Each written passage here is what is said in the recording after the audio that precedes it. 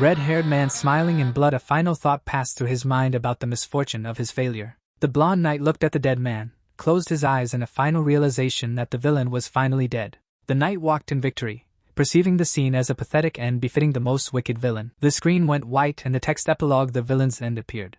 Author Nam Woo-hyun took a deep breath, knowing his long series was finally about to end with the death of the strongest villain in the world. Inside the writer's shadow-covered face, the thought lingered that writing a novel you don't want to write is a miserable experience. The author looked distressed, a new resolution forming in his mind that he should leave his regrets behind. The author was startled, his attention captured by a loud sound coming from the door. FBI, open up! He sat up straight in his chair, wondering who would be there at this hour. He stood still next to the door as everything went silent. He wondered if the sound had stopped, and guessed it might have been some drunkard. The author rubbed his neck, dismissing the noise, intending to just go to bed. Suddenly a glowing piece of paper fluttered down from above. He looked down at the floor as the paper landed, wondering where the strange paper came from. He picked up the paper and read it was a gift, immediately questioning what kind of gift it was. As he held the paper, black and red energy erupted around him. The villain's bloody face smiled, accepting his death. The dark energy consumed the villain's body as his life faded. Then the author was abruptly thrust into the darkness, shocked by the sudden transfer. The villain's essence rose from the author's body, detailing the time and effort he had put in. The villain continued by recounting the 10 years spent sharpening his blade for revenge after losing his family and loved ones. The villain screamed in rage that he still failed, though he was sure the author knew that better than anyone. The author tried to pull away, questioning if the villain had failed, begging the essence to leave him alone. The author screamed in agony as the transfer completed. The villain's face smiled one last time, urging the author to do it for him. The author's voice broke as he declared he would witness the events. He suddenly found himself lying on a grand bed, surrounded by an orange glow, confused. The eyes of the villain Zio Vester opened with a start. Zio Vester sat up on the bed, groaning and wondering if he had passed out. He looked down at his vest, noticing his clothes were entirely different. Zio quickly walked toward the mirror, shouting as he demanded to know what was going on. Zio looked into the mirror, seeing his own reflection change. The reflection showed an ominously crimson head of hair and that sly mouth. He saw his thin, slitted eyes that hid any trace of emotion, confirming he was seeing the villain he created. The realization dawned. It appears he had possessed the body of Arsène Adel, the most powerful villain in his novel. The author, now Arsène Adel, knew the family possessed a half-demon bloodline, being a line of mixed blood descended directly from demons. He quickly realized he was born into this role just days before the character's assassination was scheduled to take place. The Arsène family was once among the Empire's greatest due to their blood power, yet they were ultimately overthrown by 6 specific families. The entire bloodline now rested solely with him, Arsène Adel. In a few days he would be killed by the knights of the very 6 families who ruined his house, prompting him to call up his status window. The author noted that while Adel was one of the most gifted characters in the novel, he recognized the devastating flaw in Adel's status: he was unable to control mana. Distressed, he ran his hands through his hair before noticing a bright light emanating from a glowing paper on a nearby surface. Wondering what it was, he instantly recognized the item as the paper that had appeared just before Adel pulled him into the novel. He decided he couldn't afford to be picky, even if the paper wasn't helpful, remembering that the text on the gift had instructed him to ask when he was in need of something. He wrote a new question asking for the detailed method to use mana and how to use Adel's traits. The paper immediately responded that this question did not require payment, and that the methods for mana manipulation and using his traits had been imprinted into his body. The author accepted the transfer of knowledge, realizing he could finally feel the mana. He immediately tested the first trait, darkness, which was the ability to take away someone's 5 senses. With success, he saw the dark swirling energy in his hand. Next, he practiced the power to restrain opponents with his aura, killing intent, and achieved success again. He concluded that while knights or trained soldiers might be able to resist it, the skill would be effective on ordinary people. He determined position transfer I was the power to literally switch places with an object of his choosing, making it the best assassination skill available. He realized that for now he could only designate an area of about 20 square yards. He decided to test the skill on a nearby suit of armor, initiating the position transfer to move places with the object.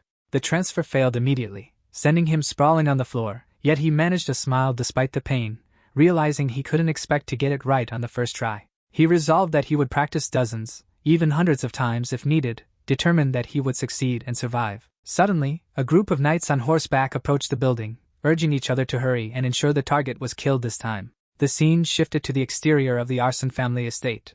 Inside, 2 servants stood nervously as the Leon County Captain Feltz, an imposing figure in armor, arrived and demanded to know where the villain was. The servant stammered that he was in this room, Noting that he hadn't moved for a few days, Feltz entered the room. The villain, Adele, was seen in the room with a sly, ominous smile on his face. Adele calmly sat in a chair with his sword resting on his lap, questioning if the captain intended to let a young kid live. Feltz, finding the villain's behavior absurd, immediately commanded his knights to eliminate him. As the knights rushed forward, Adele's eyes glowed red, and he quickly initiated position transfer by designating a knight. The designated knight raised his glowing sword to attack, but before the blade could connect, Adele completed the transfer, swapping places with the knight in a sudden flash of blue energy. The sudden transfer left Adele gripping the knight he had swapped with, completely exposed to the assault of the remaining knights. The attacking knights did not hesitate. Adele swiftly released the knight, and used the brief chaos to designate another target, initiating a second position transfer which switched him with a different knight. This second transfer sent Adele soaring high outside the window, while the confused knights were now attacking each other inside the room. He quickly realized he needed to reach the arson forest, knowing that Captain Feltz was already shouting the command to chase him. Panting heavily, Adele ran into the dense forest, but a grim thought crossed his mind. Even if he somehow managed to escape the knights and leave the territory, there was no way he would truly survive. His only hope lay in entering the demonic realm through a gate in the forest. He decided that if he showed enough talent to the demons, they might accept him. Realizing the issue was how quickly he could demonstrate his skills. The issue was that his novel hadn't explicitly described the gate's exact location, forcing the author to rely on vague knowledge. Captain Feltz and his men were quickly closing in, yelling commands to spread out and find the slippery bastard hiding nearby. Suddenly, Feltz spotted the villain, his sword glowing green as he recognized Adele's location. Adele realized the captain's danger and initiated his last position transfer just as Feltz struck the ground where he had been standing. The quick transfer left Feltz confused, allowing Adele a brief moment to calculate his next move, realizing he had only 1 or 2 transfers left and needed to hurry to find the gate. Captain Feltz stood over the villain, his glowing sword raised, stating that Adele would die today whether he liked it or not. Injured and bleeding from the mouth, Adele dismissed the threat, refusing to laugh at the man. Adele reaffirmed that he was not going to die, knowing there was still one more method left to escape. Feltz mocked his struggle, observing that the villain was still resisting until the end, suggesting he was still acting like a patriarch.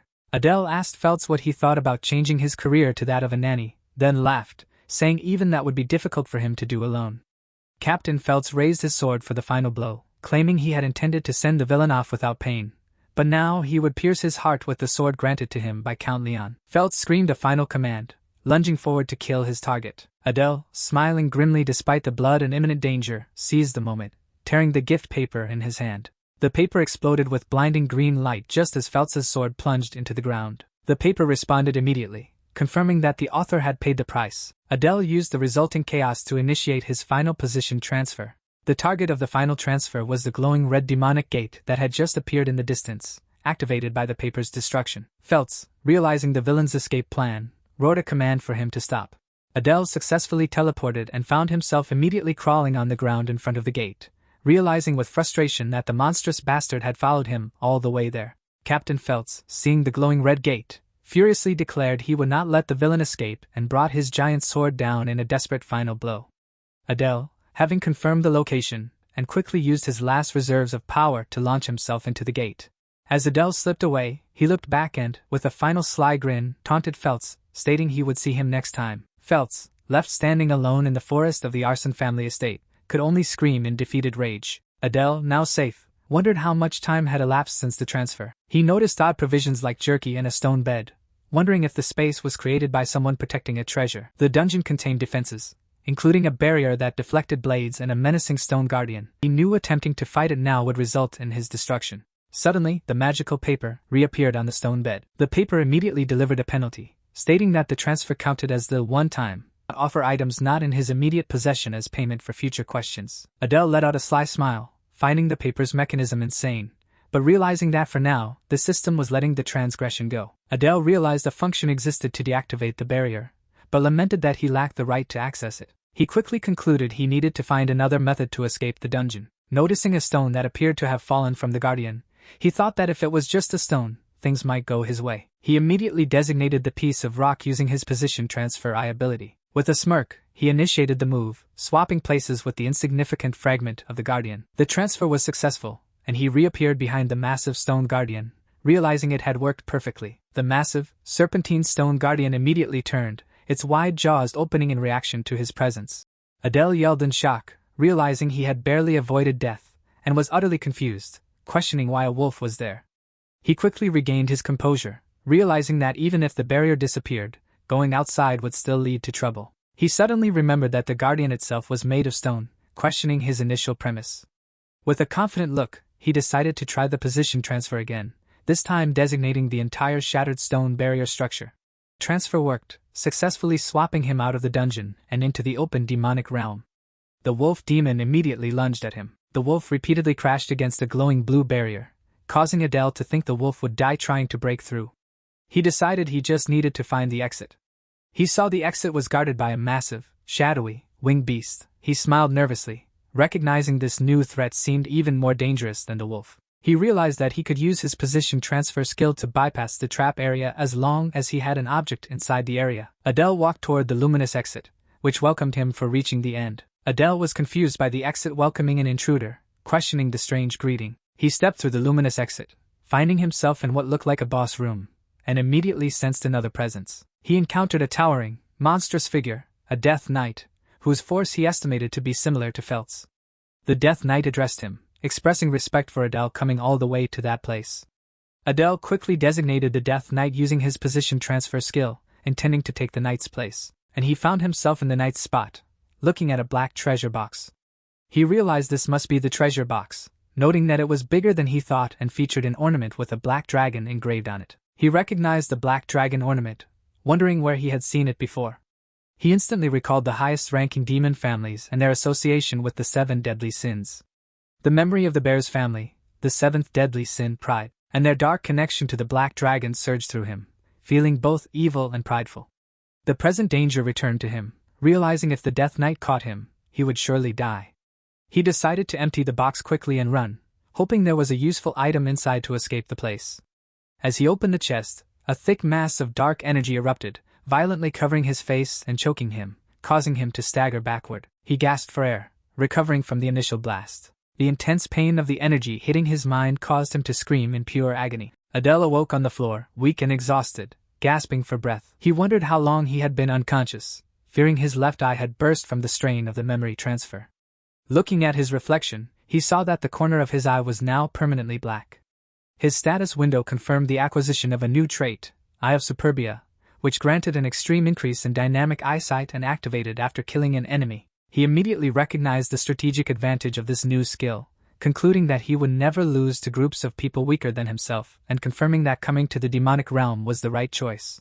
He noticed a large door guarded by 2 shadowy dragon statues and wondered about his next move, realizing that tons of troops would be waiting outside due to the commotion. First, he needed to hide his insignia, knowing that if the demons discovered he was from the arson family, they would kill him even if he begged for mercy. The Death Knight began pounding on the door, shouting a command to open it immediately, revealing the reason for the rush. "Her Highness is coming!"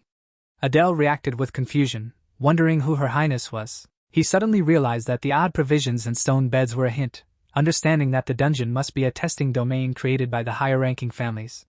He recognized that since he had stolen the reward meant for the original owner, he frantically wrote on the magical paper asking who the closest character to him is. The paper immediately responded that the information had a price, demanding payment with something of equal value to 100 gold coins or a relic-ranked artifact. He quickly realized he had to pay with his mana, offering 100 of his maximum mana. He thought the cost would be rough, but he could recover it once he survived the situation. Adele stared at the magical paper, the realization that Her Highness was Renee, the youngest daughter of Crete Bears, paralyzing him with fear. He knew his life was forfeit. The Death Knight's relentless pounding and shouting confirmed Renee was close, slicing through the outer guardians easily. He had to escape. She was cutting down guardians like butter before appearing directly in front of him. She faced Adele with intense blue eyes, questioning who he was. Adele dropped to one knee, offering congratulations to Miss Renee for clearing the domain and acknowledging that she had finally become worthy. Renee reacted to his formal greeting with a slight scoff, thinking to herself that she still did not trust him. Adele, anticipating her skepticism, quickly lunged forward and grabbed her arm, demonstrating his speed and skill before she could react. She looked shocked by the sudden aggressive move. Adele immediately asked how that felt, assuring her that he believed he would be useful in protecting her. She stepped back, her dark horns visible, and angrily questioned his sanity, asking what he was doing. Adele simply shrugged, confirming that since she did not trust him, he would prove his worth by protecting her. Renee considered the proposition and let out a dismissive sound. Adele then commanded her to head out now and proceed directly to the patriarch, who was waiting for her. Renee agreed, and Adele turned, facing the imposing dragon door as they prepared to exit the domain. The two characters arrived in the open demonic realm, where the patriarch Crete stood waiting alongside several armed demons. Renee immediately addressed Crete as father, causing Adele to flinch in shock, realizing that his immediate and most powerful threat was directly related to the girl he had just sworn to protect. He mentally cursed Crete for being there, wondering why the patriarch was present. Crete, with a sly smile, welcomed Renee by asking if she had successfully cleared the domain. Adele, knowing the rules of his novel, was utterly confused as to why Crete was not reacting to him or the intrusion. Adele stood his ground, observing Crete's amused reaction as Renee successfully reported the mission's completion. Renee quietly confirmed her mission's success. The patriarch acknowledged her response and commanded both of them to follow him. As they walked, Adele knew it would be impossible to shake off all the demons around them, and with no items left to offer the paper, he was out of power options. They arrived at the towering bear's mansion, prompting Adele to observe his new surroundings. The patriarch commanded the armed demons to return to their quarters.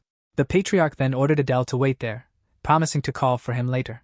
Adele smiled, finding a glimmer of hope in the dismissal, wondering if this was his chance to escape, before dismissing the thought entirely, knowing he had to protect Renee. The patriarch announced that since Renee had proven herself worthy, she could now head to Site End just as she had wished. Renee reacted with unbridled joy and gratitude. The patriarch then looked over to Adele, concluding that he was definitely worth using. A loyal retainer announced Adele's arrival before the imposing chamber door swung open, revealing the enormous throne room and the patriarch seated upon his sinister-looking chair. Adele entered the vast space, noting his own anxious thoughts about the man's intentions. Adele finally broke the silence, and demanded to know why the patriarch had spared his life. The patriarch sneered and declaring that Adele was merely a scoundrel who had expertly fooled his daughter but was now completely exposed. The purple light and swirling dark power intensified around the patriarch, filling the air with a crushing aura, struggling against the overwhelming pressure. Adele yelled out a desperate challenge, affirming that the patriarch did not actually intend to end his life. The patriarch leaned back in his throne, surrounded by swirling purple light, and simply responded with a thoughtful sound. Adele gasped for breath, straining against the force field and recognizing the incredible demonic energy that was suffocating him. The patriarch smiled again, acknowledging that Adele was indeed quick-witted for having realized his lack of lethal intent. He then asked Adele for his name. Adele slowly pushed himself up from the floor, and formally stated his name was Adele. The patriarch repeated the name with a slight smile of recognition and growing interest, and then commanded Adele to open his mouth. A black, sinister wisp of energy flowed directly from the patriarch's hand toward Adele's mouth. Adele swallowed the dark essence, and immediately convulsed with agony. The patriarch smiled down at the writhing Adele, stating that all Adele needed to do was continue the charade he had been maintaining with his daughter. The patriarch's grip intensified. He warned Adele that if he harbored any disloyal intentions, the implanted poison would instantly rip his heart apart. Adele fell heavily to the floor, coughing. The patriarch concluded the exchange by announcing he would arrange suitable quarters for Adele and commanded him to wait there until he was summoned again, granting Adele his leave. A servant led Adele into a modest room, informing him he would be staying there from that point on. Adele reflected that he was now a dependent of the household due entirely to the patriarch's will. He felt completely exploited yet was simultaneously thankful simply to have survived the ordeal. He sat on the bed and considered that since the patriarch had partially acknowledged him, this might actually turn out to be beneficial. Above all else, Adele knew he needed to deal with the implanted essence, and hoped his plan would succeed. He concentrated intensely on the glowing magical entity now floating in his palm. Suddenly, he noticed a small black dragon curled up asleep on the bed. Adele decided that killing the construct would alert the patriarch instantly. He then noted the small dragon was waking up because the mana supply it was receiving from within his body had suddenly been cut off. Adele then forced the demonic essence out of his hand and commanded the small dragon to consume it, and Adele commanded the creature to return to its sleep. Stretching out on his bed and noting that the poison trap must have been eliminated, he felt utterly exhausted but forced himself to open his status window for a quick check. The system confirmed his race as half-demon, and his talent position transfer had successfully reached level 2. He noted that his current mana level was the main problem, comparing his amount to merely a drop in the ocean. He then suddenly recalled a specific technique that would help him. Adele was then shown standing outside 3 days later. He stood next to Renee as they walked. Renee declared that she disliked something about the situation. Adele thought about her sad past, recalling how she had been a bright young girl but had drastically changed after humans killed her mother. A servant rushed towards them, announcing the patriarch was summoning both of them. Adele immediately suspected the call concerned Renee's application to enter Saitan. The patriarch declared that Saitan was a perilous place, and with Renee's current abilities, she would likely perish. The patriarch then presented a condition. He stated that he would permit Renee's entrance only if she took Adele as her personal guard. Adele, however, felt that Saitan might actually be the best place for him to secretly gather strength. Adele immediately accepted the offer, adding that he had a personal request. He revealed he knew most of the major incidents that would occur between the Imperial School and Saitan, and then requested something related to mana. The patriarch regarded Adele with a sneer but stated that his request was not difficult. The patriarch then expressed surprise that Adele had requested mana assistance instead of asking to have the implanted essence removed. Adele quickly worried that the patriarch would sense the poison was gone. The patriarch then commanded Renee to take her leave. The patriarch explained he was sending his daughter away because what he was about to give Adele was a family treasure. The patriarch commanded Adele to approach. He stated that he knew Adele possessed very little mana, and since Adele would be risking his life in his daughter's place, this was the least the patriarch could do. The patriarch's hand glowed with purple energy as he announced his intention to transfer the bear's family's mana cultivation technique to Adele. Adele looked utterly shocked and overwhelmed by the unexpected magnitude of the gift. The patriarch began the intense transfer process, placing his glowing purple hand near Adele and causing a chant to echo through the air. The transfer enveloped Adele, who gasped under the psychic pressure. The patriarch smiled darkly, remarking that with this technique, mana would be bestowed upon Adele directly by the demon god, enabling Adele to achieve whatever he desired. Adele looked up in shock, repeating the words, "The demon god," in confusion. The patriarch then explained his true security measure, claiming it would not matter even if Adele were a spy, now that the worm poison was planted within him. Adele's mind raced, and also trying to recall if he, as the original author, had ever made a setting where the Adele family was related to the 7 deadly sins, finding the memory elusive. The patriarch finally dismissed Adele, commanding him to leave. Adele was next seen in a serene, sun-dappled forest, where he sat cross-legged on a large rock, ready to begin cultivating his mana. He concentrated, and the technique immediately initiated the process of calling upon the demonic energy. Adele realized that once he fully accepted the demonic energy from the demon god, he would lose the ability to use human mana ever again. As the energy surged around him, an immense shadowy figure with glowing red eyes manifested. The shadow immediately declared Adele a mongrel and expressed disbelief that Adele carried the blood of that child, and also the blood of the filthy traitor. Adele was shocked. The immense entity finally confirmed its identity, stating that the world called him the god of pride. Adele questioned the enormous shadowy figure, asking if it intended to kill him. The god of pride immediately dismissed the notion, but declared that Adele seemed to be burned with the same sin as mine, feeling a strange sense of kinship. The god then announced he would bestow a mark upon Adele, who walked a similar path. A black mark rapidly spread across Adele's chest. The god issued a final warning to the arrogant traitor, telling him to ensure he did not lose his composure to the sin of pride. Adele realized he had just borrowed the power of a demon god and noticed the mark was a tattoo that would soon cover his entire body. A month passed. Adele checked his status window, noting his mana had tripled, crediting his rapid growth to his unique interests and focus traits. Adele was next seen observing Renee, who was rigorously training with a sword in the forest directly outside his quarters. Adele was relieved that she no longer actively avoided him, but realized she was misunderstanding him as some kind of dark priest due to the rituals she had witnessed. Adele smiled and asked to speak to her. Renee stammered a nervous reply, then approached him with a slight smile. Adele reassured her that he understood what she was thinking, but he requested that she please treat him in the same familiar manner she used to. Renee then demanded that he bring her some water, acknowledging she was tired and thirsty after training. Adele reacted with internal surprise, thinking that as expected of the family of pride, Renee had changed her attitude very quickly. Adele, kneeling by the picnic basket, asked Renee how her preparations for Saitan enrollment were progressing. Adele explained his concern, stating that she would face many vicious humans there, and he was worried for her. Renee replied that she had already packed everything she needed.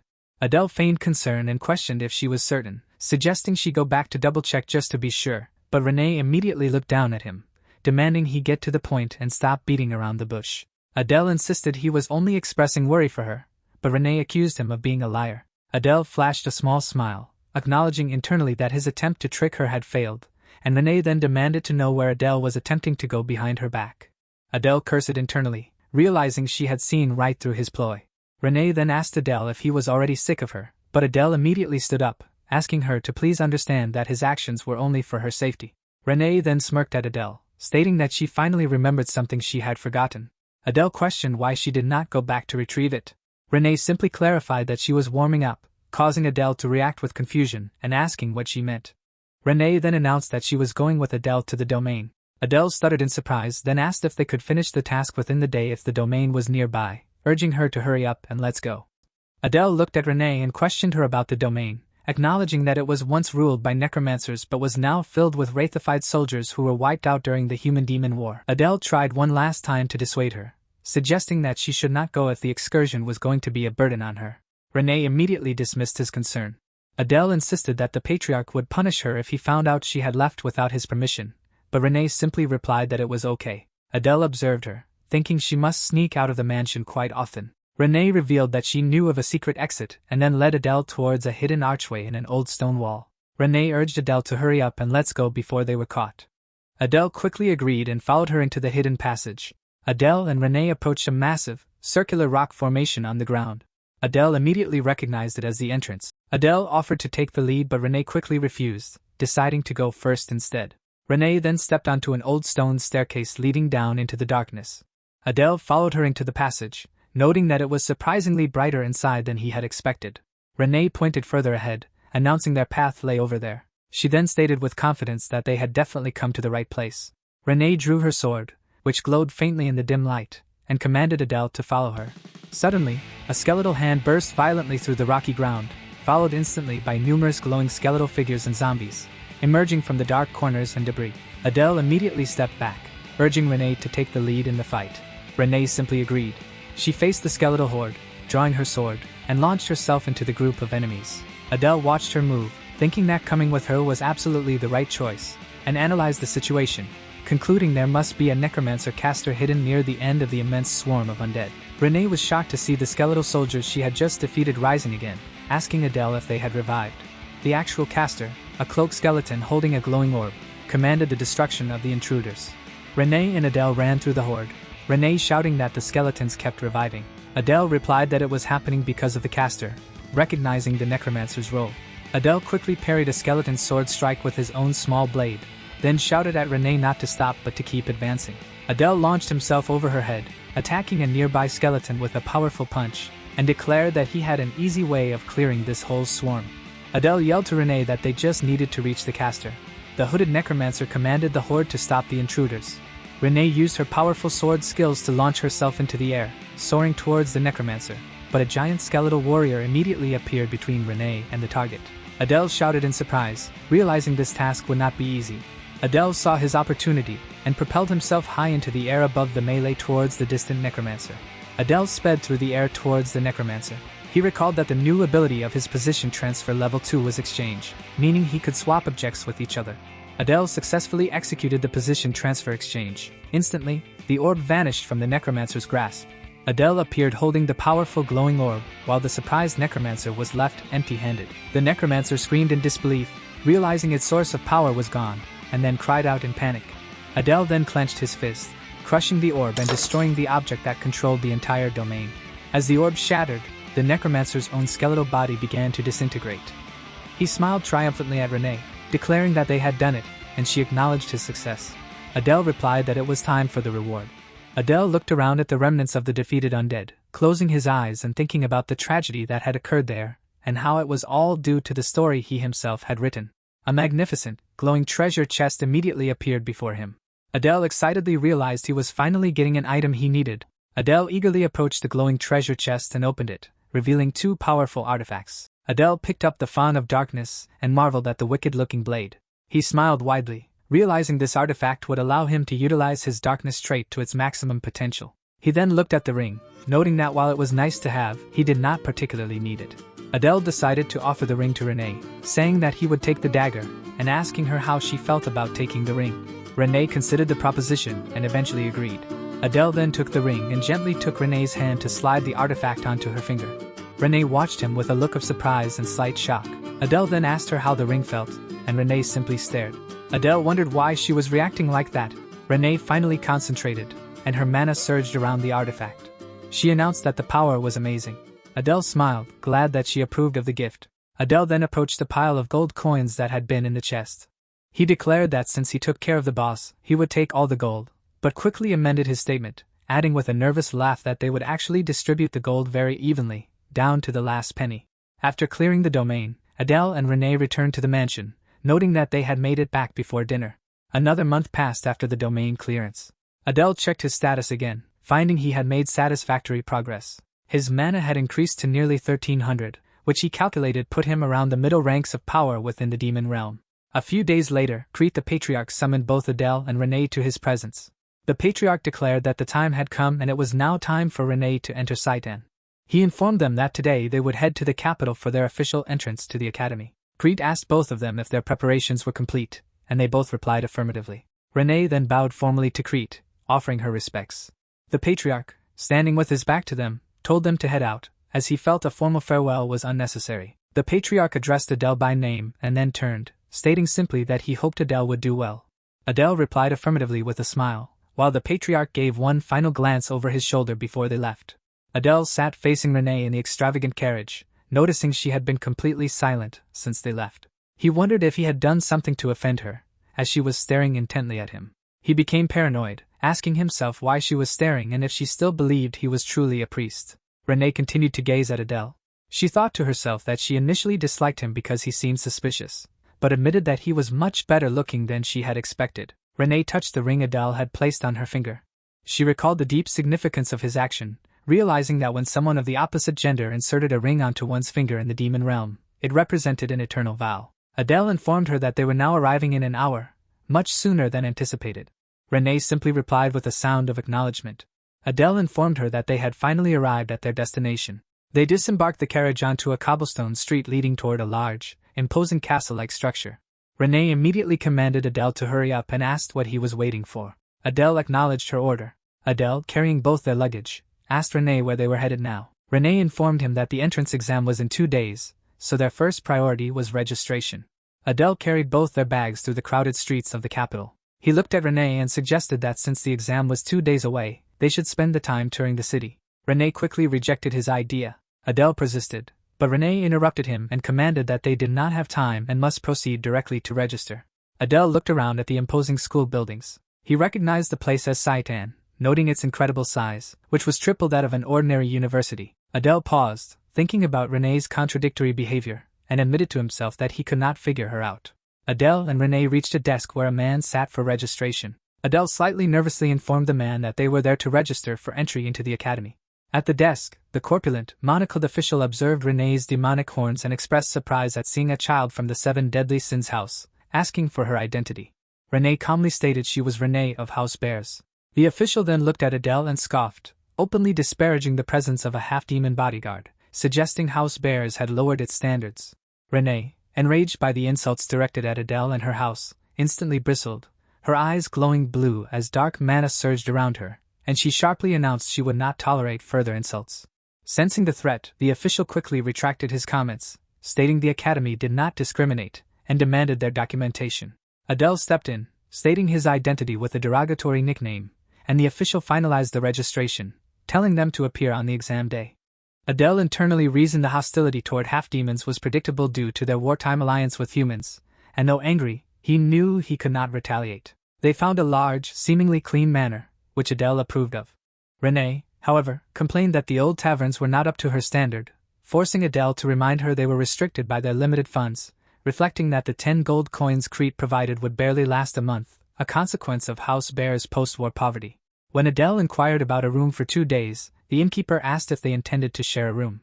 Renee's face immediately flushed, and she emphatically demanded 2 separate rooms, to which the surprised innkeeper quickly agreed. The cost for 2 separate rooms with meals was 2 gold coins, a reasonable price Adele noted. Renee announced she was going upstairs first, and quickly ascended the staircase.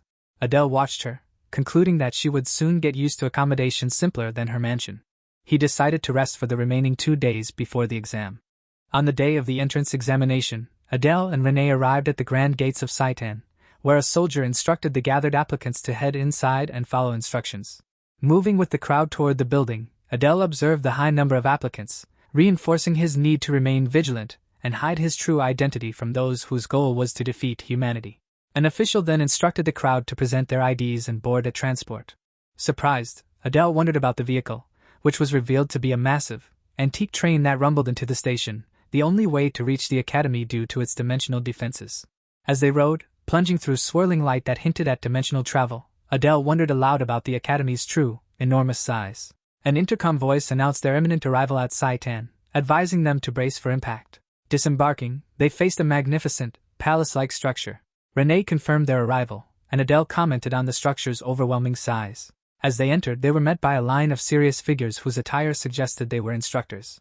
The grand doors slammed shut, and the exterior daylight was replaced by an unnatural blue-black darkness, a sudden magical effect Adele wondered about. A powerful voice commanded silence, and Headmaster Lucian appeared, greeting the applicants by immediately insulting them as brainless fools, then sarcastically remarking on how many seemed eager to die that year. Adele felt the immense pressure radiating from her voice. Lucian swiftly announced that the entrance exam would begin immediately. Suddenly, the floor dissolved into brilliant blue light, and the applicants began spiraling down into an abyss as the test began. Adele quickly stabilized himself amidst the fall, calling out to Renee, urging her to focus on the unpredictable examination. Headmaster Lucian and the instructors observed the applicants plunging into the mental endurance test, the first stage designed to verify whether they could withstand interrogation and keep secrets from humans. An instructor noted that only 5 minutes had passed, and most had already succumbed, though 40% lasting longer than 5 minutes was an improvement over the last intake. They noted the remaining standing students included several heirs from the 7 deadly sins houses. Another instructor questioned who Adele was, noting he was not one of the heirs yet had remained sane for almost 10 minutes despite struggling visibly. As Adele gasped and trembled under the mental force, the muscular instructor fixed his gaze upon him, sensing something unexpected. In that moment, Adele's body erupted in a violent surge of dark, swirling red energy. The muscular instructor immediately recognized the intensely dangerous and forbidden aura, gasping in astonishment, instinctively concluding that the boy must be eliminated immediately. Even the other instructor looked on in stunned horror, while Headmaster Lucian observed the raw power. Adele, now enveloped in the dark red power, his face a mask of desperation, instinctively used a forceful mental command for the energy to cease. But the surrounding darkness continued to writhe, threatening to overwhelm him and the area. The sudden surge of dark red power momentarily shocking the instructors, especially the muscular one who sensed Adele's immense danger and instantly concluded the boy needed immediate elimination. Headmaster Lucian, however, remained observing the raw power, completely unfazed. Adele writhed in agony, gasping for breath as the pressure intensified, thinking he was nearing his breaking point and frantically searching for a way to endure the test. A desperate thought struck him. Perhaps channeling his own killing intent could counteract the overpowering aura of the headmaster. Having no other choice, Adele roared, unleashing a massive surge of his dark mana, allowing his red-tinged killing intent to fully manifest, hoping its sheer force would provide the necessary shield. The muscular instructor, watching Adele's desperate struggle, felt a bead of sweat trace down his temple and wondered how he could feel such profound nervousness when facing a mere new applicant. Headmaster Lucian, now focused on Adele's powerful counterforce, addressed him, noting he was holding out remarkably well and asking if she should increase the intensity further. The pressure on Adele instantly doubled, forcing him to fight even harder against the crushing blue light and the headmaster's overwhelming will. The increased intensity hit Adele, but he dug deep, his face twisting into a wide, dark grin surrounded by the swirling red darkness. He focused on pushing through, believing he only needed to last a little longer. To his relief, his desperate gamble had worked. He commented to himself that actively fighting back felt much better. Now stable, Adele remembered Renee, wondering how she fared, and saw that she was indeed holding out well, a fact he noted was expected. Headmaster Lucian, observing Adele's resilience, then turned to the other remaining competitors, noting that the other heirs of the 7 deadly sins were also holding up quite well, singling out Baltan, the heir of envy, Prone, the heir of lust, Samuel, the heir of gluttony, and the pairing of Aaron, the heir of sloth, and Goer, the heir of greed. Adele, continuing to exert his will, observed the group, confirming that 6 heirs, including Renee, had successfully resisted. His eyes then fell on a figure he had failed to register earlier, and he was instantly shocked, recognizing the long white hair, red eyes, and brown crown of thorns.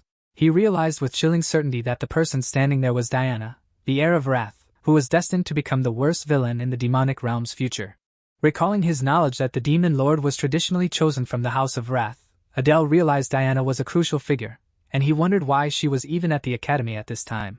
As Adele processed Diana's dangerous presence, the muscular instructor loudly announced that the examination period was over, dismissively declaring that those who failed. A command to close the gates immediately followed, signifying the final dismissal of the failed applicants and the retention of those who passed the intense mental endurance test. Adele, grasping the hilt of his dagger, registered his survival, acknowledging his luck and realizing he needed to be even more cautious since the inevitable second stage would pass far fewer applicants, confirming Saitan Academy's merciless nature. He recognized the woman who presided over the test as Headmaster Lucian of Saitan, noting that despite her deceptively cute appearance, she was one of the strongest figures in the demonic realm. Adele then noticed the other applicants whispering about Renee, identifying her as the popular and renowned combat genius of the bear's family, the Amazon Renee. While musing that the attention on the heirs made sense given their endurance against the headmaster's killing intent, Adele felt a slight annoyance at being overlooked, despite his own success. He quickly decided he should be satisfied with having given the impression of not being an ordinary applicant, confident the instructors and headmaster would now remember him. Renee then approached him, simply confirming that he had passed as well, to which Adele affirmatively replied he had managed it. The muscular instructor then commanded attention, introducing himself as Ares, the instructor in charge of their training. Adele, observing Ares, mentally commented that the man looked dangerously capable. Ares congratulated them on passing the first exam and commended their mental strength, added that the 8 who held out until the end would receive extra points, and good performance in the second exam would grant them access to the weaponry. Adele's face lit up with a brilliant smile, thinking access to the weaponry was incredibly lucky and thanking his past self for holding out, distinctly sensing the envy from the others. Ares then stepped forward, explaining that the second exam required them to demonstrate their abilities, specifically the talents and weapons they could use against humans, emphasizing that their performance might determine their assigned class. Ares then raised his hand toward the ceiling, announcing that their assignment for the second exam, along with the human they would face, was about to be revealed. A blinding wave of light and power erupted, swirling rapidly and coalescing into a distinct humanoid shape. Adele gasped in immediate recognition, instantly knowing who the projection represented. The manifestation stabilized, revealing an imposing man with long, light hair and a powerful build, radiating an immense, controlled strength. Adele recognized the man as Nine Cell, the strongest hero among the heads of the 6 great human families. The projection was clearly the human opponent they were about to face in the second exam. The fully manifested figure of Nine Cell gripped a curved blade, his face set in an intense expression of sheer power. Adele, seeing the apparition clearly, immediately identified him as the Sword Saint, the hero who single-handedly created the most powerful human house through pure talent, and even more significantly, the father of the main character from the future timeline he knew. Observing Adele's intense reaction, Renee recognized that he knew the powerful projection. Instructor Ares then explained the test parameters, stating they naturally did not expect the applicants to withstand the full strength of the Sword Saint. He specified that the projection would only utilize up to 10% of the hero's true power. Adele mentally agreed, calculating that 10% of the Sword Saint's power was still easily capable of destroying an entire city, prompting him to wonder how this intake of applicants was expected to pass such a brutal test. Ares continued, noting that since the applicants' current levels were insufficient to face such a foe alone, he would divide them into teams of 4. To ensure fairness, the top 8 applicants from the first mental test would be strategically placed in separate locations, while the rest would be assigned randomly. The team assignments were then called out, and Adele was designated as the leader of Group 33, with his team members being Kina, Chris, and Sanchez. Adele glanced at his teammates, noting he did not recognize any of the names, concluding they must be minor characters without much significance in the original story. He was instantly aware of the jealous stares directed at him, sensing the whispers that he had drawn a lucky team while others were stuck with weak companions. One of his teammates, a dark-haired man named Sanchez, openly crossed his arms and showed his disdain, indicating it was a disgrace to his house to have a half-demon designated as the team leader. Ignoring the disrespect, Adele received a simple instruction from Renee to get a pass and return safely. Adele rallied his team, deciding they should simply do their best despite the difficult circumstances. Kina and Chris gave affirmative responses, while Sanchez remained sullen. Adele focused on the task, explaining they needed to assign roles and asking each member to share their abilities, starting with Chris. Chris, a young man with white hair, demonstrated his ability, Mana Transformation, which allowed him to deploy a triangular prism and morph it into armor or a sword. Adele affirmed that Chris's ability was quite good and passed the initial assessment. Next, Kina, the female teammate, raised her arms and became momentarily surrounded by a gentle, glowing orange aura, demonstrating that her ability involved praying to the demon god to enhance her allies' speed. Adele watched the demonstration. Kina, catching her breath, turned to Adele and asked if he had noticed that her body felt lighter. Adele smiled and accepted her ability, noting internally that while an enhancer was useful, her effect was so weak he could barely perceive it, and he genuinely wondered how she had passed the first test. Finally, Adele called upon Sanchez to reveal his abilities. Sanchez stepped forward, announcing his ability was simply this, and demonstrating a hardening effect that covered his body in a rock-like hide. Adele smiled, recognizing the utility, and commented that a hardening ability was perfect for a tank role in their team. Adele then revealed his own ability. He swiftly put his arm around Sanchez's shoulder, pulling him close in a quick motion that surprised the resistant teammate. Adele then focused, and in a flash of bright blue energy, he simultaneously shifted his position a short distance away opposite Sanchez, declaring simply, "Teleportation." Kina and Chris reacted with genuine enthusiasm, exclaiming that his ability was awesome and truly good. Adele thanked them for the compliment, maintaining his friendly smile. He then outlined their simple tactical positioning. Chris and Sanchez, both possessing strong defensive abilities, would take the front lines. Adele would position himself in the center, ready to intervene, while Kina would remain in the rear to provide support. Adele consciously decided not to reveal the full details of his teleportation ability, reasoning to himself that unpredictable variables might emerge during the exam, and he needed to hold some secrets back. Despite the immense challenge, Adele noted that both Chris and Kina showed determination and fire in their eyes. An instructor's voice then rang out, announcing that the second test would now begin and commanding each group to prepare themselves. Adele smiled, thinking to himself that the main event was finally starting. The announcer then commanded Group 1 to step forward, initiating the combat phase. As Group 1 stepped forward, the exam began instantly. The projection of 90 Cell immediately raised his curved blade, and with a horrifyingly swift motion, he unleashed a single, powerful attack. The entire group was instantly struck, dissipating in a flash of light and sound. Adele watched the scene in shock, realizing he hadn't even seen the hero move. Instructor Ares then called out for Group 2, and they too were instantly overwhelmed, collapsing in pain. Ares moved rapidly through the groups, showing no mercy, and then called out for Group 4 to step forward. 2 members of Group 4 immediately balked, declaring there was absolutely no point in proceeding as they were definitely going to lose. Ares simply acknowledged their decision, stating they could skip the test, and asked if the remaining 2 members wished to proceed. The 2 remaining members, looking anxious, affirmed they would give it a try. Adele watched the brutal speed of the eliminations and realized with a subtle smile that the instructors were actually going ahead with the test as planned. He then internally deduced the qualification to pass the second test might not actually be about defeating the projection, but rather about something entirely different. Adele calmly stated that Cell was too powerful a target for only 2 individuals to handle properly, suggesting that they should simply remain spectators for a little while longer as the confrontation continued. Chris, with wide eyes full of palpable dread, asked aloud if success was even possible against such a monstrous opponent, yet Adele, with a condescending smirk, dismissed the fear, instantly wondering why Chris was so worried over a mere human target. Adele then confirmed his contempt by remarking that he could distinctly hear the shaky tremor in Chris's legs from where he stood. Meanwhile, the action was fierce as a combatant was struck midair by a massive, powerful wave of glowing blue force, sending the figure tumbling violently. In another area of the ongoing conflict, a sharp voice cut through the sounds of battle, ordering an immediate, concentrated action from Group 5 as multiple combatants launched brilliant energy attacks against a single figure.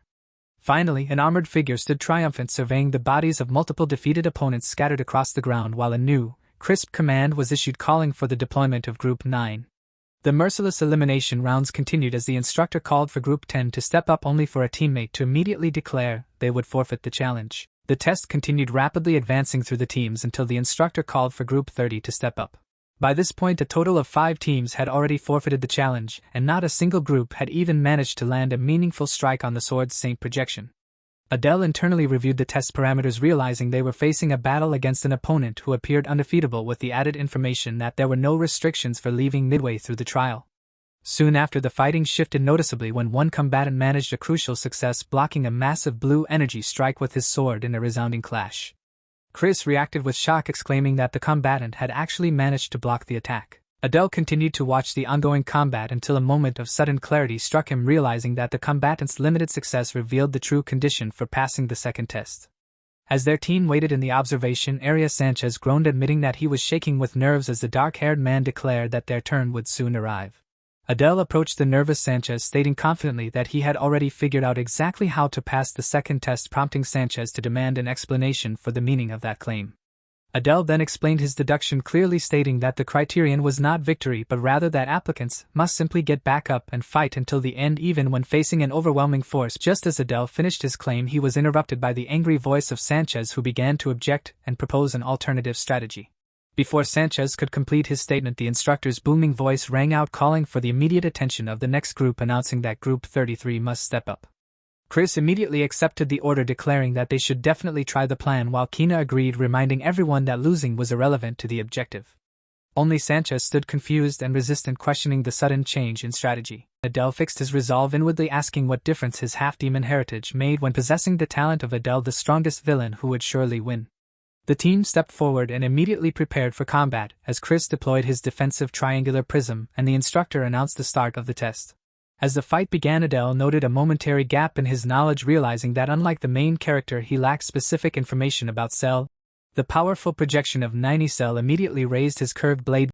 The hero unleashed a massive sweeping attack instantly, and the blow struck Sanchez, whose rock-like hide ability barely endured the impact. Adele immediately shouted a new urgent command, instructing Kina to protect Chris from further injury. Kina quickly acted to save Chris, catching his falling body.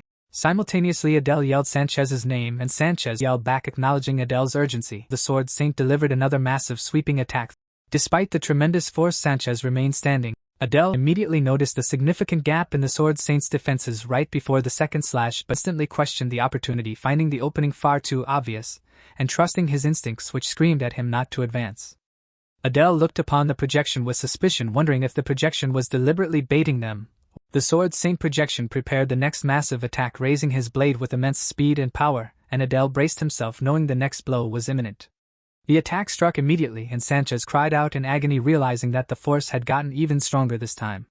Sanchez desperately yelled toward Adele, demanding to know what he was waiting for, yet Adele firmly commanded that they needed to endure for just a little while longer. Adele cursed the projection, internally noting with frustration that they were the only team to have blocked the second attack, and Adele quickly knelt beside the injured Chris, admitting that he knew how hard the situation was but urgently pleaded with Chris to trust him just one more time. Chris looked up at Adele and asked weakly if he truly had a plan, and Adele confirmed his intentions immediately. Sanchez frantically yelled at Adele, demanding to know what he was doing and warning that the Sword Saint was about to attack them again. Ignoring Sanchez's fear, Adele internally grinned with terrifying red eyes, declaring his intent to absolutely drive a sword into Cell's throat. Chris and Kina reacted with visible shock and terror at the sudden intensity of their leader's expression and resolve. Adele then turned to Sanchez with a smirk and delivered a stunning new command, announcing that Sanchez would have to endure the next strike without the aid of Chris's barrier this time. Sanchez reacted with immediate confusion. The Sword Saint projection unleashed a devastating blow, and the blue energy attack struck Sanchez, who roared in agony as his defenses absorbed the impact. The tremendous force of the blow launched Sanchez violently upward toward Adele, who immediately activated the move function of his position transfer ability, using the rising shockwave as cover to maneuver into position. Adele quickly surveyed the chaotic scene and designated his precise target point in the center of the battlefield, where the Sword Saint was concentrated on striking. With the transfer complete, Adele materialized directly above the powerful projection. Adele, glowing with dark red energy and villainous intent, commanded 90 Cell to finally meet his end. Adele's move was met with an immediate and powerful counter, and he was violently thrown back by the force of the hero's defense. The shock of the counter caused gasps among the observers, while Adele, gritting his teeth against the pain and force of the impact, cursed the projection and knew he had to hold on for just one final moment. He quickly activated his hidden ability, the trait Darkness, surrounding the Sword Saint and himself in vast black energy, successfully grappling with the powerful projection. Adele immediately realized that the position transfer had failed to deliver the lethal blow, but the trap was successful, and he inwardly grimaced, acknowledging that without Chris's previous barrier protecting him, his insides would surely have burst from the shockwave. The Sword Saint projection was now trapped in a pitch-black space with not a trace of light, and the hero noted that even he could not see anything within the void. Adele stood injured but resolute, declaring that he would defeat the projection with absolutely everything he had. The darkness, however, did not guarantee Adele's safety, and the large shadowy form of the Sword Saint surprised Adele by moving with unexpected speed, launching a devastating close-range strike. Adele took the full force of the blow, reeling back as he acknowledged internally that this guy was truly a monster, but he fiercely endured the pain and immediately counterattacked, engaging Cell in close combat. Adele smiled with savage confidence, stating that he now possessed the Fawn of Darkness, and confirming that in this particular space it was stronger than any weapon available. Triumphant, Adele extended his hand and declared that the hero had been lured into a trap. With a surge of dark energy, he unleashed the Black Blade Rain, a technique that manifested as countless sharp dark energy blades assaulting the disoriented hero. The dark energy then began to recede, revealing Adele standing victorious over the defeated projection of the Sword Saint, who was lying motionless on the ground. The observing applicants stared in stunned silence, and Adele looked at the shocked crowd, internally confirming that the quiet meant he had succeeded. Immediately Chris and Kina rushed forward cheering loudly, and Chris praised Adele's move as seriously amazing, asking how he managed the feat, to which Adele graciously responded that it was thanks to everyone working so well together, and asked his team if they should now finish the test. Chris looked confused, asking if Adele meant they needed to execute the already defeated opponent, as he had assumed the test was already complete. Adele smiled darkly, responding that they needed to make absolutely sure the hero was truly dead before celebrating the victory. Chris reacted with shock at Adele's final ruthless action, but the white-haired demon noblewoman looked on with a subtle smile of amusement. Meanwhile, a white-haired demon noblewoman sat surrounded by her attendants observing Adele's victory, and condescendingly remarked that for a half-blood he was actually not half bad. One of her companions leaning nearby commented that Adele was still nothing special compared to Front, a sentiment which the demon woman immediately agreed with, confirming Adele's lower status. She continued to criticize Adele, asserting that he was born inferior, and that his true nature would eventually show through no matter what, while mentally adding that his current actions were stupid and vulgar. The sudden appearance of Renee abruptly broke this line of thought, who radiated potent blue energy, and stood directly before the demon noble. The noble reacted with shock, immediately questioning who the newcomer was and what she wanted. She then identified the horns on the newcomer, wondering if she was bears, and became intensely unsettled by the way the dark-haired demon stared fixedly at her. The intense glare of the newcomer caused the noblewoman to shudder, terrified by the sheer intimidating power of the cold, steady stare. Adele then heard the loud murmuring of the surrounding applicants and observers, but his focus was elsewhere, as he realized with a start that the white-haired instructor Renee was radiating obvious bloodlust, prompting him to question her terrifying state. His attention was then drawn by the approach of Instructor Aries. Adele responded with his usual easy smile, asking Aries what his business was, but Aries stared back seriously, questioning if Adele was truly asking the question out of ignorance. Adele confirmed that yes, he was indeed asking, causing Aries to simply turn and walk away while issuing a final stern warning that he would be watching Adele closely from that moment on. Aries strode past the white-haired demon noble and the intimidating figure of bears, highlighting the simmering tensions between the factions. Adele then felt a flash of confusion, wondering why the dark-haired girl was attempting to fight Renee in this location. The growing tension erupted into a sudden fight as the white-haired demon noble Laurelfriend furiously attacked Renee.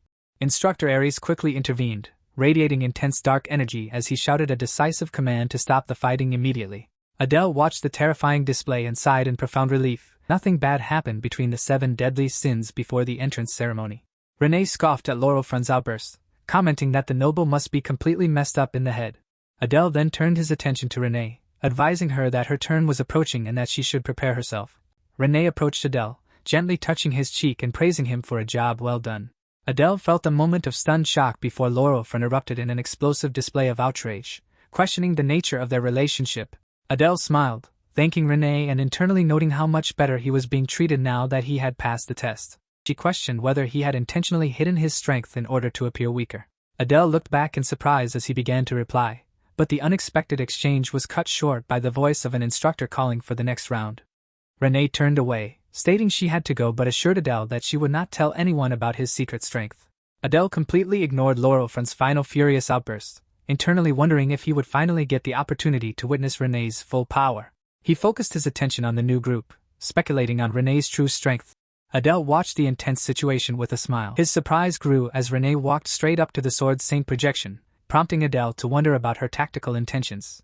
Renee finally stood face to face with the powerful projection, and the scene concluded with the two figures locked in an intense stare-down, radiating immense power in anticipation of the renewed combat.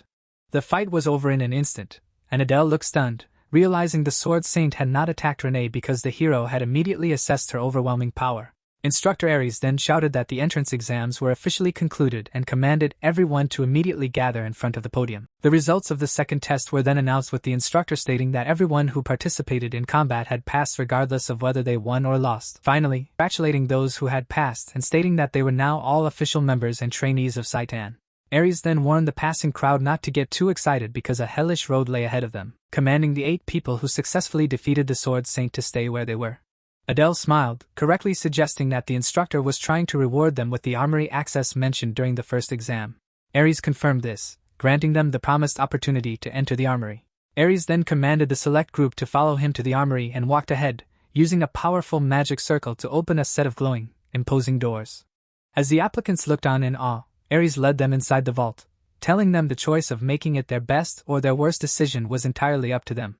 Adele looked up at the massive, ornate doors of the armory and wondered internally if this storage was truly meant for weaponry. Instructor Aries then commanded the group that they may enter one by one in the order opposite that of the second exam. The first applicant loudly announced that he was going to pick the best item, prompting Instructor Aries to angrily yell at him to shut up and go in already. Renee told Adele that she planned to pick an artifact since she already possessed a good weapon, and Adele agreed he would also go with an artifact. Adele then began to worry, fearing there might be nothing left by the time his turn came. Moments later, the first applicant emerged, happily wearing a new nature-themed crown artifact and exclaiming how cool the item was. Adele observed the situation, noticing that everyone was indeed coming out with artifacts. Renee informed Adele that it was finally his turn to enter the armory. Adele, observing the bracelet Renee now wore, asked her about the artifact's features. Renee replied that he would find out the details once he went inside as there were descriptions available for the items, though she added that some items notably did not have any descriptions. Adele confirmed this understanding, reflecting internally on the meaning of the items that lacked descriptions. He questioned whether the missing information meant those items were worthless. Instructor Aries, growing impatient with Adele's delay outside the armory doors, addressed him curtly, reminding him that he was the last applicant. Aries, radiating dark energy, told Adele to speak if he had something to say. Adele smiled and asked Aries what it meant when an item lacked a description. Aries replied that it signified the instructors had yet to figure out exactly what the item was, which Adele confirmed, noting Aries had no information on its owner or specific abilities. Aries warned Adele that if he were lucky he might end up with an item possessing amazing power, but if he were unlucky he might suffer a terrible curse for the rest of his life. Aries then commanded Adele that they did not have much time, and ordered him to go on inside. Adele stepped through the massive doors and entered the armory, noting that the interior was surprisingly bright and tidy. He spotted a shining path leading deeper into the chamber. Adele stepped into the main armory chamber, which was filled with a blue ethereal mist where numerous artifacts were displayed in glowing cases. He paused, admiring a brightly glowing sword and thinking to himself that the sight was truly crazy. He moved on to inspect a unique spear, thinking it looked highly unusual, and deciding to read its accompanying description. The text revealed the Twin Fang spear had been used by an unnamed demon to hunt serpents. Adele immediately dismissed the weapon, internally deciding that although its description sounded important, its abilities were not all that great. He noticed a nearby display case was empty, and wondered what kind of item had been housed there. He then found a display for another artifact and read its description, finding it was the Great Circlet of the Victor. Adele immediately recognized the artifact as the one the first applicant had chosen, cursing him internally as a greedy bastard for selecting such a permanently bonded item. Looking around the armory, he realized with dismay that most of the truly good artifacts were already gone. Quickly scanning the empty display cases for the bind of the python, the flag of the demon general, and the insignia of the fallen noble, he threw his hands up and shouted internally that there was nothing left. Adele, holding his pen and paper, noted that there were 7 display boxes in this row without descriptions and decided to ask the armory's system about them in order. He began his inquiry with the broken sword, asking for its description and receiving an immediate response that the information required payment of either a relic-grade artifact or 100 gold coins. Shocked by the price, Adele switched his focus, asking the system about the eagle-shaped black stone which required at least 1 gold coin for its description. Adele debated the minor cost of the coin internally, but agreed to pay, and the system immediately revealed the stone's ability. It exchanged the owner's good fortune with someone else's misfortune. Adele gasped, quickly moved on to the next display, inquiring about the damaged scroll located next to the stone, the information for which also required payment. After checking several more items, Adele concluded that none of the mysterious artifacts were particularly good, noting he only had 2 remaining items left to check. Adele moved to the next item, discovering a piece of armor which the system revealed was at least mythical grade and required a payment of 300 gold coins for its description. Excited by the potential power, Adele confidently decided to take the mythical item, believing it might be better than the artifacts everyone else had chosen. He suddenly felt a strange sensation, as if someone were watching him, which he tried to dismiss as a trick of his senses while recalling the last item remaining, an unnamed necklace. He ignored the feeling and asked the system for the necklace's description. The paper in his hand suddenly began to glow with blue energy, and the system displayed an outrageous demand, stating that to gain the necklace's information, Adele must offer a god. Adele reacted with disbelief but intense excitement, his face glowing with emerald light as he realized he had finally discovered a legendary item, questioning the insane cost of offering a god. Adele pondered the futility of trying to ask the armory system for more information, thinking he would surely receive the same frustrating answer no matter how he rephrased the question, and briefly considered whether he should just give up on the legendary item, yet immediately dismissing that notion he affirmed with absolute certainty that he was right about the item's value, his instincts telling him clearly that this necklace was something far more valuable than any ordinary artifact the other applicants had chosen. Just to be completely sure about his situation, he activated his status window, checking his current statistics and confirming his alignment was chaotic and that he possessed several powerful traits including mana manipulation and the mysterious eye of superbia, and he nodded to himself, acknowledging that his current state was just as he had suspected. He decided that since no one else would likely be interested in an item without a description, he could take his time figuring out the necklace's secrets. With the decision made, Adele left the armory and was immediately confronted by Instructor Aries, who focused intently on the new jewelry Adele wore and questioned curtly what the necklace was. Adele acknowledged that he had indeed chosen one of the artifacts without a description, which prompted Aries to ask if Adele knew the item's function or identity, causing Adele to internally confirm that Aries did seem to know something about the unidentifiable item. Adele responded to Aries with a wide, confident smile, denying that he knew anything at all about the item's function, yet his expression only seemed to intensify Aries' dislike for him, causing Adele to wonder internally why the instructor harbored such negativity toward him. Aries then addressed the entire group, commanding them to take good care of the artifacts they had chosen, then dismissed the group, and a blue shimmering light enveloped the cadets, marking the end of the second exam. Adele then turned to Renee and asked if they should head back to their dorm, which she affirmed with a simple reply.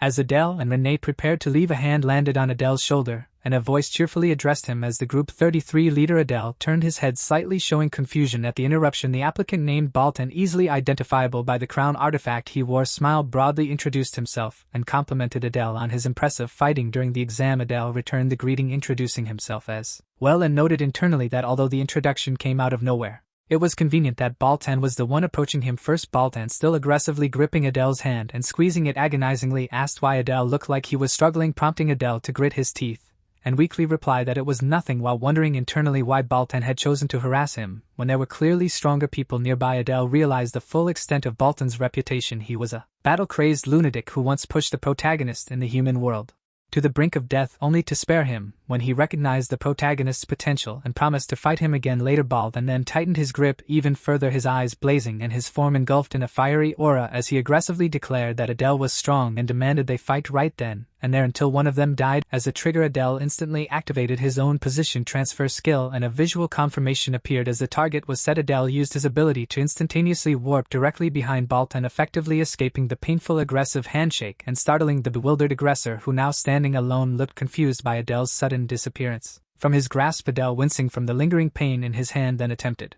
to defuse the situation by suggesting they stop since the test had just ended and everyone was tired. However, before Adele could fully disengage, Renee quickly stepped forward, placing herself between the two of them and forcefully demanding that the skirmish cease. Her sudden intervention caused both Adele and Baltan to pause. Renee was radiating intense blue energy, her eyes glowing fiercely as she confronted Baltan, telling him that if he intended to fight her guard, he would have to fight her as well. Baltan looked down at the intervention, noting the seriousness of Renee's intent, and Adele wondered when Baltan had even managed to draw the weapon. Baltan laughed, noting that although he loved to fight, taking on both Adele and Renee would be too much trouble. Adele reflected internally that Baltan was a true psychopath. Baltan then offered a dangerous smile and told Adele he would surely see him next time. Renee, seeing the moment of hostility had passed, simply told Adele that it was time for them to go, which Adele affirmed, and the two walked away from the scene. He woke the next morning feeling unusually refreshed, wondering if the difficult events of the previous day had caused the change in his condition, and he sighed contentedly as he felt the energy flowing through him. Inspecting himself in the mirror, Adele flexed his muscles and noted that his body felt significantly better, confirming for himself that he was definitely growing stronger. He then dressed in the academy uniform, reflecting that although they were forbidden from wearing anything else for the next 3 years, the sight and uniform at least felt quite practical. He smoothed down the front of his jacket and thought about Renee, realizing he had given her uniform as well, and wondered internally how she looked in it, briefly entertaining the idea of going to have a look. Instead, Adele approached Renee's door and knocked, asking who was there. After hearing a questioning voice from within, he identified himself, explaining that he wanted to ask if she needed anything before they headed out, and Renee's voice replied, inviting him to come in. Adele entered the room and saw Renee standing near the window, already dressed in her sight and uniform, which suited her perfectly. He looked at her and smiled, stating simply that she looked beautiful. Renee reacted with a visible startle, raising a hand to her neck as she turned away, looking surprised and slightly embarrassed. She then awkwardly cleared her throat and asked Adele if he was going somewhere, causing Adele to note internally that not only did she look embarrassed, but even her ears were turning red, revealing a surprisingly cute side to her personality. Adele explained that since it was a rare day off, he planned to walk around the city for a bit. Renee then quickly lowered her gaze, her expression becoming subtly worried, and she asked Adele if he had something he needed to do. Adele looked back at her with a slightly surprised and questioning expression, repeating her question internally and wondering why she thought he had a task to complete. If you enjoyed the video, Hit the like button and subscribe to join the base.